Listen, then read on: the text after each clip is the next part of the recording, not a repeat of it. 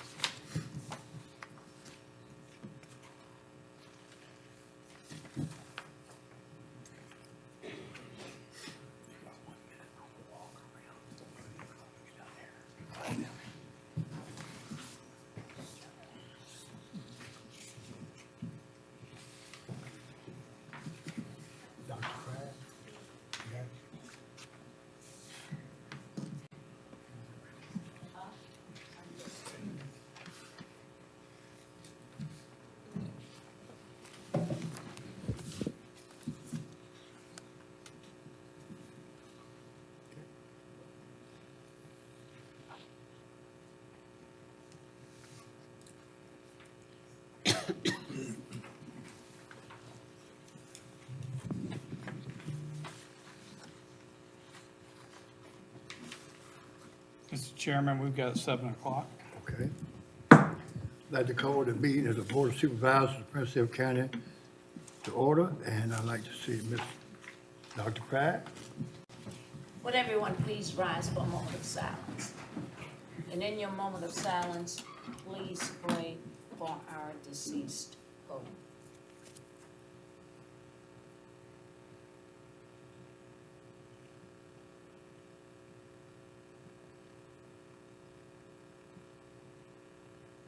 Thank you. Please join me in the Pledge of Allegiance. I pledge allegiance to the flag of the United States of America and to the republic for which it stands, one nation, under God, indivisible, with liberty and justice for all. Thank you. You may be seated.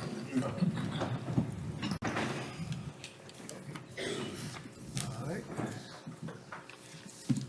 Mr. Stanley? Mr. Chair, members of the board, appreciate the opportunity to be up and speak this evening as opposed to last week, and I was not really walking around very good, so it's always good to be here. Tonight, we're going to have a public hearing on the FY26 budget. And while that's coming up, I'm going to grab some. Wow, can you grab one of my cheat sheets?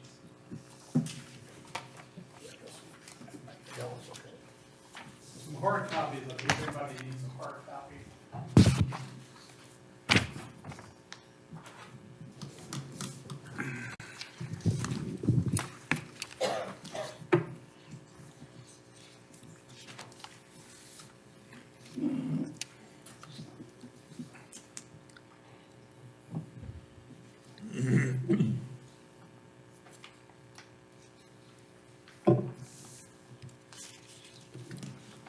Bear with us for just a second.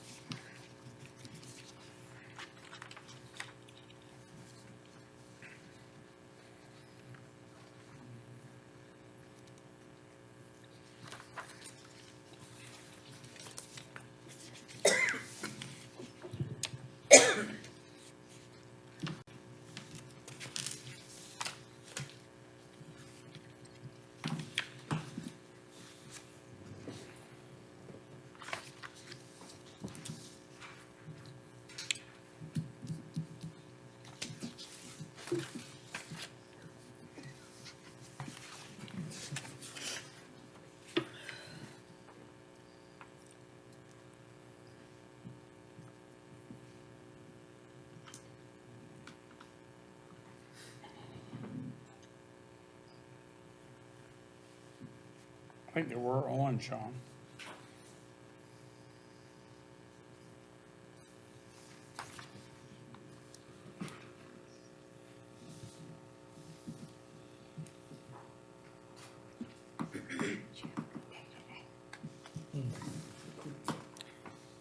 Mr. Chair, while they're working on that, I'm going to go ahead and read through. Y'all have heard this before, but with tonight's public hearing on the county and school budgets, the next scheduled meeting is on the 29th, next Tuesday, for consideration of adoption of the county and school budget and tax rates.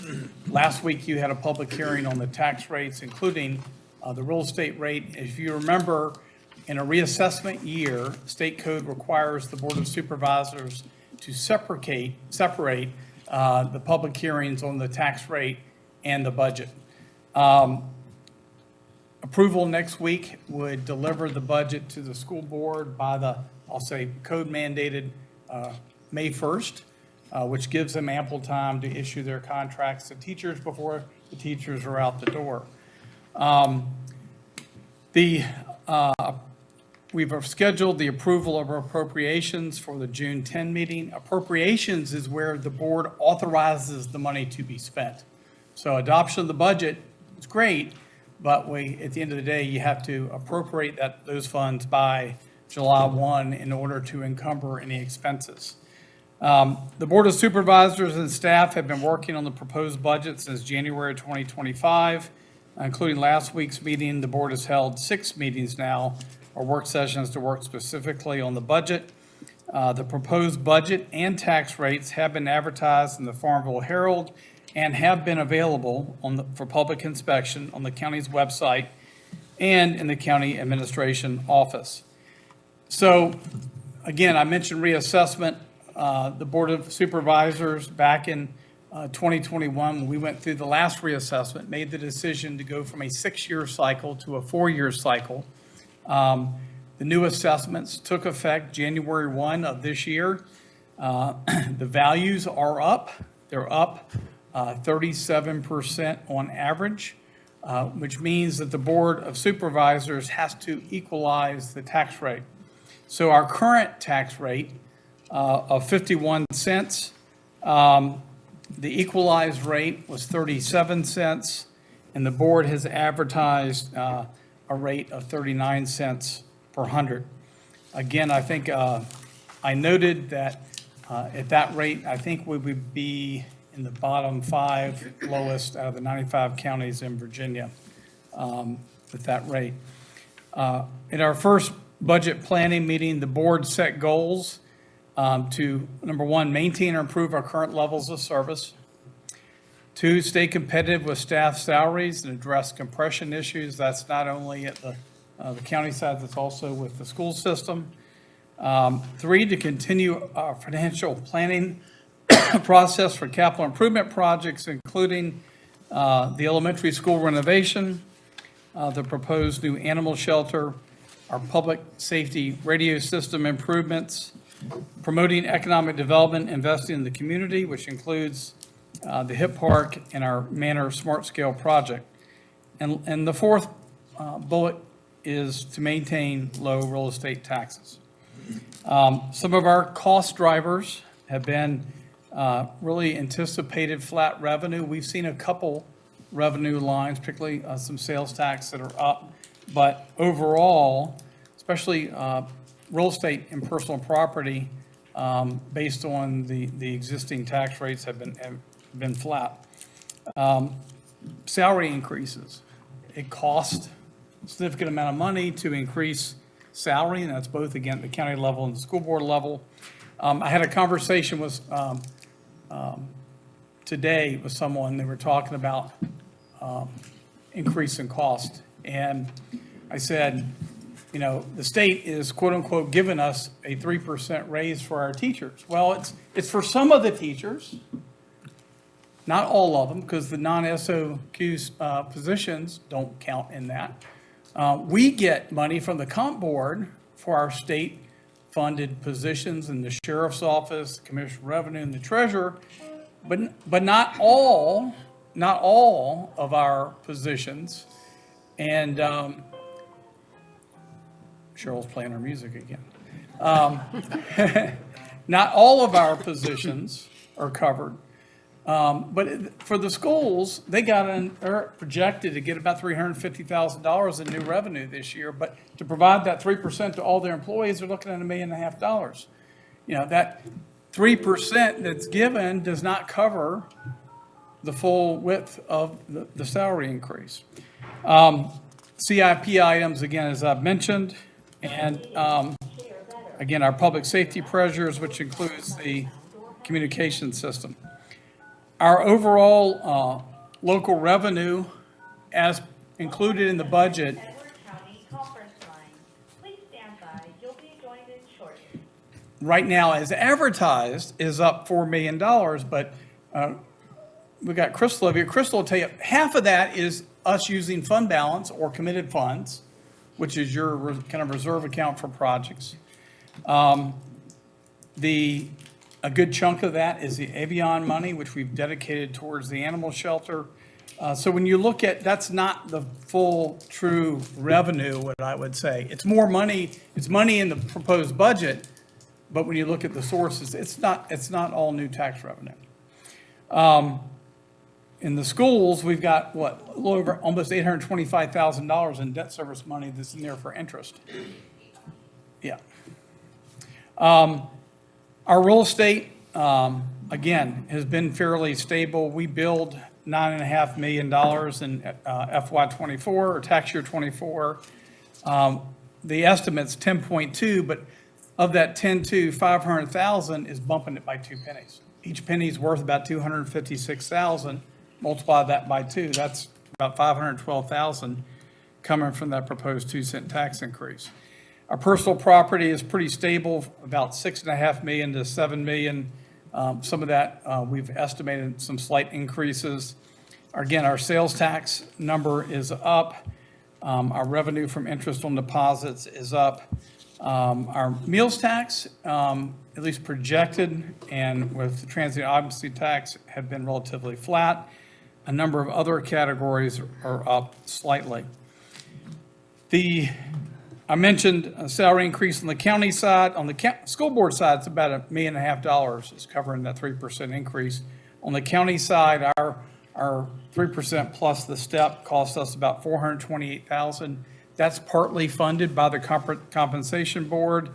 There are state 1.5% bonuses for comp board employees. We've included 1.5% for all full-time employees in the budget. In our pay raise reserve, we've included a 5% health insurance increase. If you remember, we got our renewal here in the last few weeks. It's at 6.6%, but we had enough cushion from last year. We can cover that, and we've got a handful of merit increases. There are no new full-time positions added to our budget. I will say, and Supervisor Townsend asked me, we have started the transition to take Trey Powell from community development to emergency services. I'll say kind of full-time, but his salary is sliding over to that line. We're not increasing the number of people, and the amount of time that he will spend probably on emergency services is probably now greater on that side than it is on community development, but we haven't added any net new positions. Prince Edward County Sheriff's Office budget, we've, at the request of the sheriff, we bumped a number of items. We've increased overtime from $200,000 to $217,056. We bumped the fuel from $65,000 to $80,000. We've increased maintenance service contracts that covers a lot of equipment in the office, including the body camera and laptops and everything else, from $114,750 to $145,340. We've increased part-time salaries and wages from $200,000 to $225,000. We've bumped police supplies from $60,000 to $65,000, and uniforms and wearing apparel from $30,000 to $35,000. So again, we're making another significant investment in public safety. Fire and rescue, at the direction of the board, we have level funded our agency contributions. We have included another $100,000 in debt service for the radio system. That takes us up to $350,000 in the proposed FY '26 budget. We've also put just under $65,000 towards the joint dispatch concept. That's not enough to get us there, but I think between now and when we get to appropriations, we can take another look at that. As we talked about, I think there's a lot of merit to getting us to get in the dispatch center with the town. I know the sheriff is on board with making that transition. He does need to keep some staff with his office, so there is some savings, but we still got to find, if we're going to move there or move there maybe even mid-year, we got to find some additional dollars to be able to do that. Some other funding that's included in the budget, we have half of the cost, $32,500 for the replacement of our mainframe computer. We've got funding to maintain the 4-year reassessment cycle. We've got our full contribution this year for the Regional Economic Development Initiative at $54,818. I mentioned earlier, we've got funding, this is the Avion funding from our hosting fee for the ICE facility, the amount of $350,000 that's earmarked for the new animal shelter project. We've got school capital improvement funding. We have not increased it this year. We've got $650,000 in the budget for that. As we've talked about, at some point in the next few years, we're going to have to ramp up that funding for the elementary school. But we didn't have to do that this year, and at the board's direction, we have not done so. Solid waste, we've got additional funding for paving, for the entrance and scale house. We're hoping this year, we've done this for, this I believe is our 4th year, we should have enough funding to be able to make improvements to the scale house and replace that and pave the entrance into the landfill. We've got capital improvement funding. We still have some engineering funding for the Sandy River Reservoir project. And we've got $150,000 in contingency funding for next year, which is close to our 0.5%, which is our county finance policy target. Estimated state revenues include the budget. School budget increases, both federal, state, and local level operating. Again, we use the governor's estimate of $384,850, which would give the school system $12,239,342 in operating, $529,449 in debt service. That is an increase of $1,250,000 in local support. That said, the elementary school project is on the county side. That's not included in that school debt service. So it's taken care of, but it's on the, I'll say, the county side of the ledger. Outside agency increases, those are included at the Board of Supervisors recommendations that y'all had directed staff. The budget, when we had plugged all the numbers in, was initially out by $2,457,917. We were able to close that gap by reevaluating our local revenue. The board has plugged in some fund balance for use for one-time capital items. We used some fund balance to cover part of the school budget because we've taken a look again, just like we did this year, at past budgets. They've had a return or excess at the end of the year. And then we've cut and trimmed items from the budget based on priorities. In closing, want to again talk about our real estate tax increase. We've advertised at 39 cents, would be second lowest right now in the region. We're still waiting on Nottoway and Charlotte to set their tax rates. I know Nottoway is looking at a pretty hefty increase due to fire and rescue needs. Lunenburg's the lowest at 33 cents, followed by Amelia at 46, Buckingham and Cumberland at 60. Charlotte was at 62. We'll see where they end up. Appomattox at 63 cents. Nottoway have been at 45, and I've been told it's probably going to be in the low 50s, but we don't know an advertised rate yet. Lastly, I do want to say, and I looked these numbers up, so when we equalized the rate in 2021, I think, Lou, you made a motion, we bumped it up 4 cents at that point. We're at 47. Since 2021, We increased it 4 cents for capital, which was 3 for Sandy River, 1 for the elementary school project. And this proposed budget, that's an additional 2 cents. That's 6 cents on 47, which is about 12.5%. I looked up the CPI since 2021, and it's around close to 20%. So I will, just look at those raw numbers. The board hasn't passed along all that true cost of everything we buy, gas, fuel, salaries, everything else. We've been very conservative in our budgeting. Y'all have kept the tax rate down as low as you can. We've been fortunate. We've had a little bit of revenue growth on things like sales tax to help make up the difference. Y'all have added taxes like lodging tax and meals tax, which give us other sources of revenue to operate the county. And hopefully we'll have some more of that here in the next couple of years with economic development. But I think the budget that we have built is conservative, but it meets the needs. It meets the goals the board has set. It keeps moving our capital improvement projects forward, and it keeps helps us maintain, hopefully, quality workforce by providing good salary increases and wages and keeping up with our neighbors the best we can. So with that, Mr. Chairman, I'm happy to answer any questions. Otherwise, it's time to open public hearing.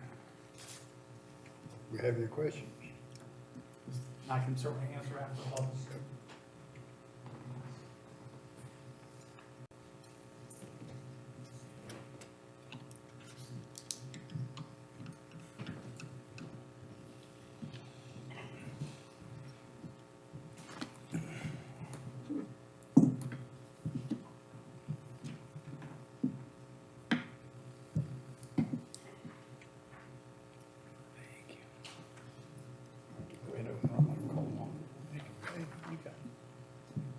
We have Mr. Justin Pope.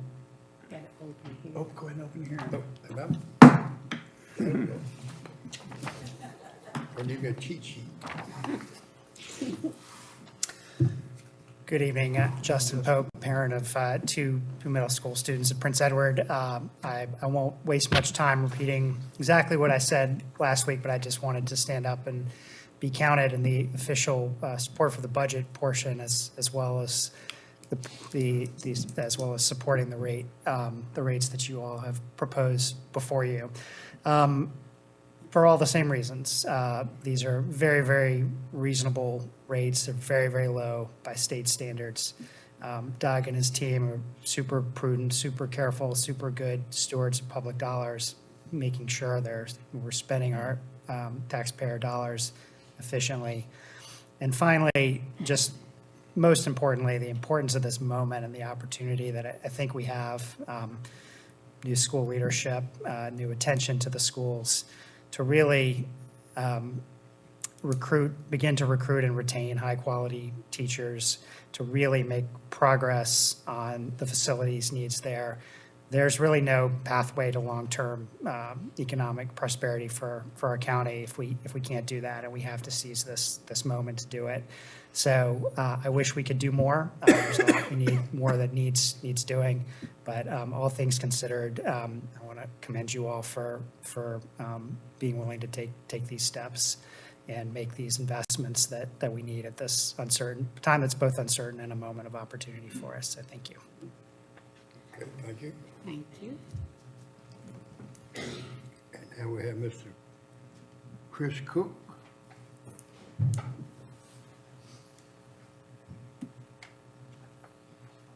Hello, everyone. Thank you for having us this evening. Just want to say that while I can't profess to understand the economic gymnastics that Mr. Stanley just ran everyone through, as a tax-paying resident, proud tax-paying resident of Farmville for more than a decade, I can say what I do care about is the public education in Farmville and the quality of that for not just my children who have attended school there for many years, but for the kids that they sit next to in school.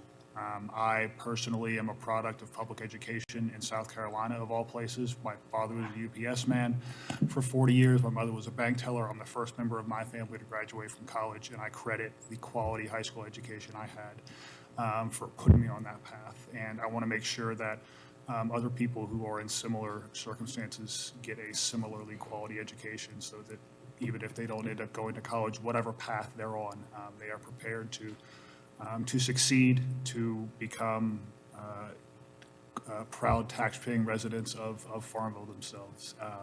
And just as Justin was saying, it is a significantly transformational time for our public schools with the leadership we have coming in that is experienced, proven leadership that knows how to maximize the resources at their disposal.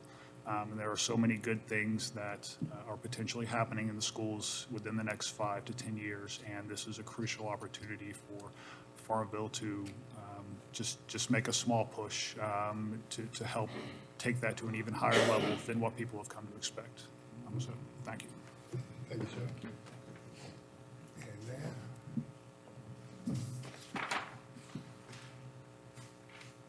I'm gonna say Gerard. Did I get it correctly? Okay, Mr. Tackett. tag it. Yeah.